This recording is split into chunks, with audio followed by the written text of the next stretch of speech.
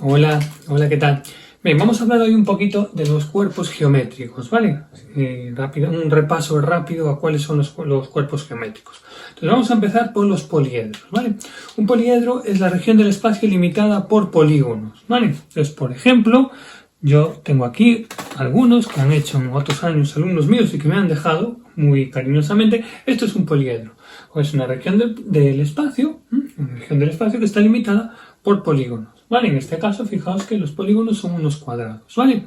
Bien, tiene una serie de elementos, ¿vale? Fijaos que los elementos de un poliedro, ¿cuáles son? Pues fijaos que los elementos de un poliedro son las caras, estas son las caras del poliedro, son lo que serían las aristas del poliedro, que son estas de aquí, ¿no? Los laterales.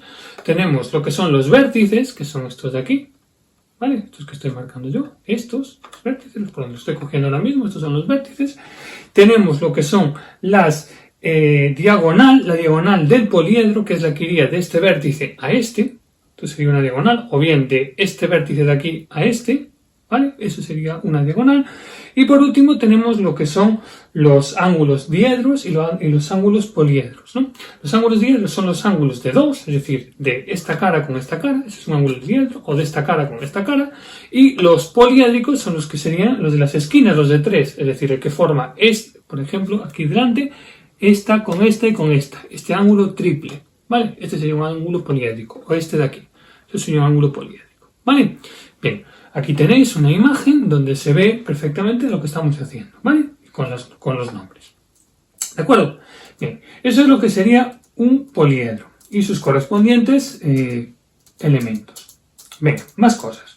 Vamos a pasar ahora a lo que se llama la relación de Euler de los poliedros, ¿vale? Que es una relación muy famosa que relaciona caras con vértices y aristas. Y simplemente, que la conozcáis, sería que el número de caras más el número de vértices es igual al número de aristas más 2. Número de caras más número de vértices es igual al número de aristas más 2.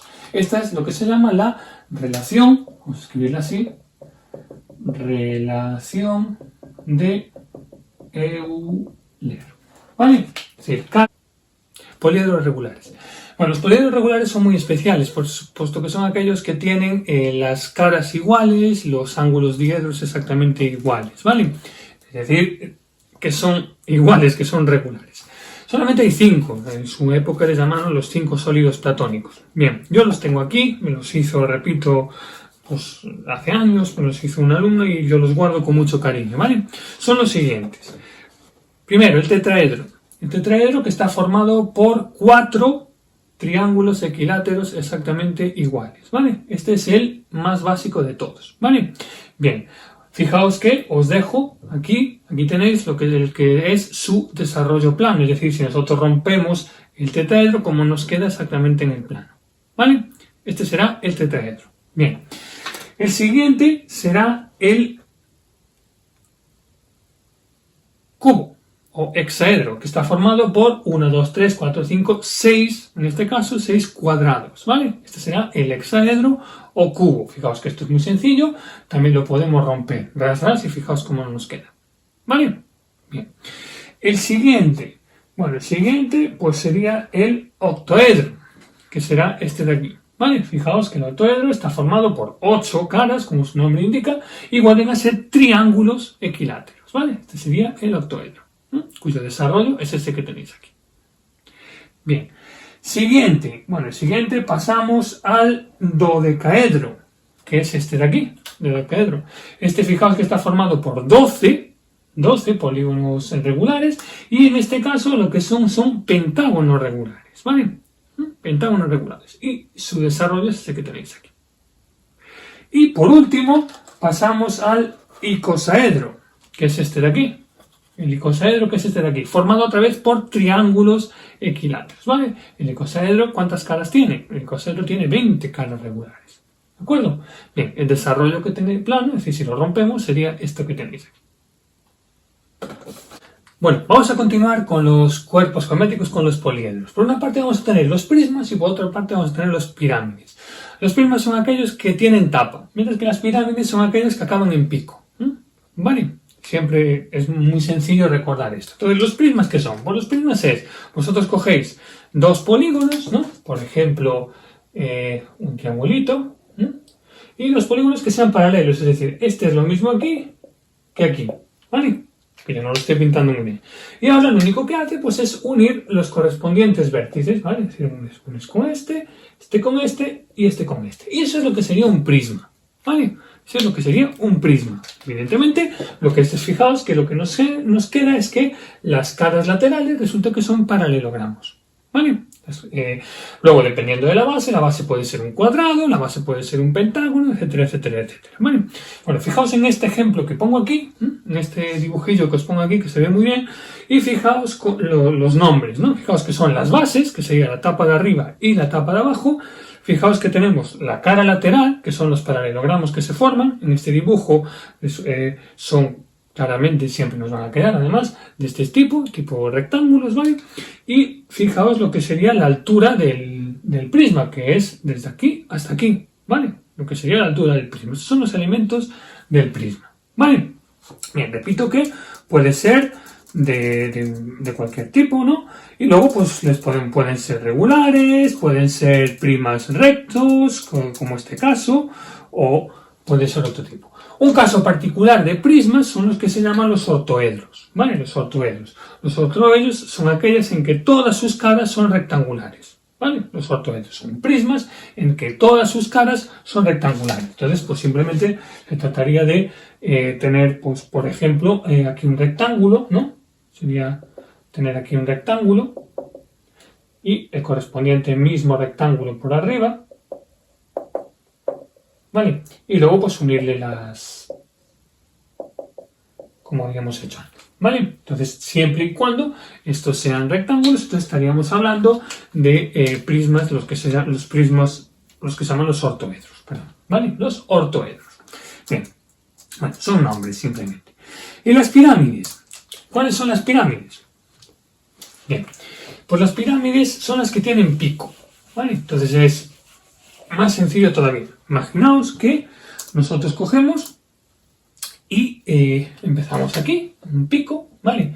Y abajo, pues de base, pues ponemos, no lo sé, pues por ejemplo un pentágono. Vamos a poner un pentágono, ¿vale? O sea, como sea. Y ahora lo que formamos es este y este lado de aquí, ¿vale? Esto, bueno, más o menos bien pintadito. Eso sería una pirámide. Fijaos que tiene una base, un polígono, pero acaba en pico, ¿vale? Eso es lo que sería una pirámide. Bueno, fijaos en esta que os pongo aquí, bien pintadita, y vamos a darle nombres a las cosas de la pirámide. Por una parte tenéis la base de la pirámide que será el polígono correspondiente. Pues en este caso que tenemos ahí dibujado, fijaos, tiene 1, 2, 3, 4, 5 también. Es una pirámide que también tiene un pentágono como base, ¿vale? Entonces fijaos que tiene las caras laterales, que son triángulos, evidentemente, porque acaban en pico, y los polígonos siempre van a ser triángulos. Tiene el vértice, que sería el pico de la pirámide, ese sería lo que sería el vértice, y luego tiene la altura de la pirámide, que es la que baja de arriba a abajo, ¿vale? La que baja de arriba a abajo.